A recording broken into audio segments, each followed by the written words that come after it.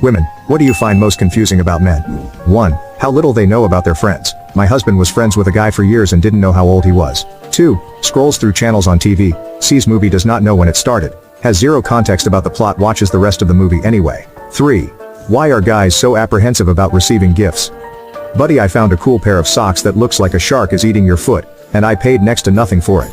Why do you have to act like you now have to pay for my college tuition? Can I not just gift guys things for fun? 4. How they make friends with everyone. Seriously, I was at work and saw two guys get in a massive screaming match, almost fighting. I grabbed security and when we go to check it, the two guys are standing and laughing. They weren't even friends. They didn't know each other before that night, and suddenly they're best buds. 5. The guys can go from fighting and beating each other up to suddenly being back to friends. Are you guys really friends? Is it just taking frustration out on each other? What is it and how? 6. Why is it that if I send you a message that has 3+ parts, you only respond to the least important part?